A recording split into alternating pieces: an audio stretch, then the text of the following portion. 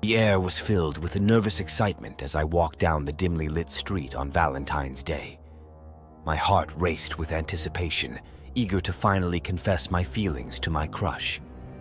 I had carefully planned every word I would say, and the bouquet of red roses in my hand felt like a heavy secret I could no longer bear.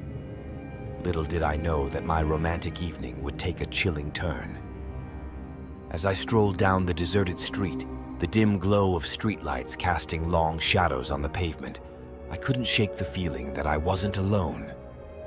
A strange sensation crept up my spine, and I turned my head ever so slightly to catch a glimpse of a shadowy figure behind me. I tried to dismiss it as paranoia, attributing it to the nerves that naturally come with confessing one's feelings on such a day. But as I quickened my pace, the footsteps behind me quickened as well. Panic started to set in, and I desperately tried to convince myself that it was just a passerby coincidentally heading in the same direction. However, each turn I took, every change in speed, the figure persisted, always a few steps behind. Determined to confront my stalker, I finally reached my destination, a quaint little cafe where I had planned to meet my crush. I took a deep breath, turned around, and prepared to face the mysterious follower. To my bewilderment, there was no one there. The street remained empty, the only sound being the distant hum of the city. Confused and relieved, I dismissed the unease as a product of my overactive imagination. That is until my phone buzzed in my pocket, startling me. I pulled it out to find a text from an unknown number. The message sent a shiver down my spine. "I've been watching you for weeks. Happy Valentine's Day, my dear." My heart sank, and a chill gripped me. The secret admirer I had hoped to reveal myself to was no longer a secret. They had been observing my every move, lurking in the shadows, and now they were closer than I could have ever imagined. The romantic evening I had envisioned was now tainted with a sense of fear and uncertainty. As I sat in the cafe, glancing nervously at every face, I couldn't shake the feeling of being watched. The warmth of the moment had been replaced by a chilling awareness that my love story had taken an unexpected, ominous turn. Valentine's Day, once filled with hopeful anticipation, had transformed into a nightmarish encounter with an unknown presence that lurked in the shadows of my affections. As a ghost hunter, I thought spending Valentine's Day in a spooky hotel would be a fun way to celebrate. But as soon as I went inside, I knew I had made a big mistake. The hallways were dark, and it felt like the walls were closing in on me. All of a sudden, I heard a quiet voice behind me saying, "Will you be my Valentine?" I turned around, but no one was there. It got colder, and I felt a cold hand on my shoulder. I knew I had to leave. When I tried to go, the doors slammed shut, trapping me inside. I got scared and tried to open them, but they wouldn't open. It felt like there was a ghost with me, and the voice kept saying, "You're mine, my Valentine." In the dim light, shadows moved on the walls, and I felt a cold breeze. I kept looking for another way out, but the hallways seemed to twist and turn, making it hard to find my way. The voice got louder, saying, "Forever mine." The air felt heavy, and it was tough to breathe. I thought I was stuck, but then the doors creaked open, and I ran out into the night, leaving the spooky hotel behind. It was a scary experience, and I realized my unusual Valentine's Day had become a spooky encounter with a ghost who wanted a forever friend. One Valentine's Day, I planned a cozy dinner for my girlfriend at our favorite spot. Everything seemed normal until I noticed a peculiar person in the corner of the restaurant. He wore old, worn-out clothes, and his face was hidden in the shadows. It gave me an odd feeling, but I tried to ignore it. As the night went on, I couldn't shake the feeling that this person was following us. We decided to leave early, hoping to escape the weird atmosphere. But no matter where we went, he was always there, just at the edge of our vision. Back at home, things got even stranger.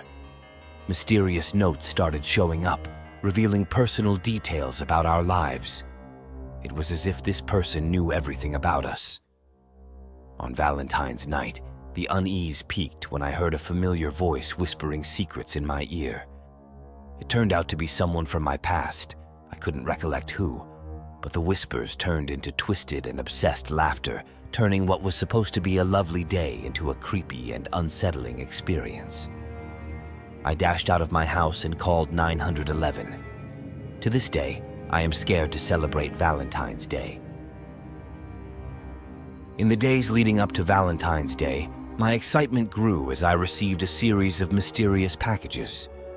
The first package, adorned with a red ribbon, contained a stunning red rose accompanied by a heartfelt note expressing deep affection. The intriguing part was that there was no indication of who the sender might be. It had an air of mystery that initially felt romantic and thrilling. As the days passed, the mysterious admirer escalated their efforts. A box of decadent chocolates appeared, followed by eloquent love letters expressing admiration and longing. The culmination of the bizarre gifts was a framed photograph of myself, captured in a moment of candid joy. It was unsettling how this person knew details about my life that I hadn't shared publicly. The situation took a dark turn on Valentine's Day. Arriving home with anticipation, I discovered a room filled with flickering candles, casting eerie shadows across the walls. The atmosphere was thick with tension as a figure, wearing a mask adorned with ambiguous symbols, emerged from the shadows. The mood shifted from mysterious to downright unnerving as this person began to reveal intimate details about my life, things only someone with an unhealthy level of fixation could know. It became chillingly clear that what had started as what seemed like an innocent admiration had morphed into something darker and more sinister. The line between surprise and discomfort blurred, making Valentine's Day a haunting memory I wished to forget. The once romantic notion of a secret admirer had transformed into a disturbing experience that left me questioning the boundaries of privacy and personal space. As I sit here on Valentine's Day, surrounded by pink hearts and lovey-dovey messages, all I can think about is the horror I experienced with my psycho ex-girlfriend. I never thought I would be one to fall for someone like her, but she had this way about her that drew me in, and before I knew it, I was completely under her control. It all started out like any normal relationship. We met at a coffee shop, exchanged numbers, and went out on a few dates. She seemed sweet and funny, and I was completely smitten. But then, she started showing her true colors. She would call me constantly, at all hours of the day and night, demanding to know where I was and who I was with. At first, I thought maybe she just really liked me and was a bit possessive, but it soon became apparent that she had a serious jealousy and control issue. Things escalated quickly. She would constantly accuse me of cheating on her, even if I was just running a quick errand or grabbing lunch with a friend. She would show up unannounced at my apartment, claiming she was just in the neighborhood, yet she lived on the other side of town. I started to feel like I was being watched, and the constant feeling of being on edge was suffocating. But the scariest thing was when she started leaving little love notes and gifts on my doorstep. At first, I thought it was sweet, but then I noticed they were getting more and more intense. She would write about how we were meant to be together forever, and how she couldn't live without me. It was like she couldn't take no for an answer, and was trying to manipulate me into staying with her. I knew I had to end things, but I was scared of how she would react, and my fears were not unfounded. When I finally mustered up the courage to break up with her, she completely lost it. She cried, begged, and pleaded with me to take her back. But when I stood my ground and told her it was over, her demeanor changed. Her eyes turned cold and a wicked smile spread across her face. It was like she was a completely different person. After that, things got even worse.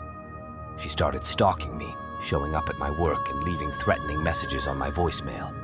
She even went so far as to slash my tires and break into my apartment. I was living in constant fear, never knowing what she would do next. It took months for her to finally leave me alone, and even now, I still see glimpses of her lurking around my neighborhood. I thank my lucky stars every day that I was able to escape that toxic and terrifying relationship. And now, on this day of love, all I can do is shiver at the thought of what could have happened if I hadn't gotten out in time. Love shouldn't be this scary.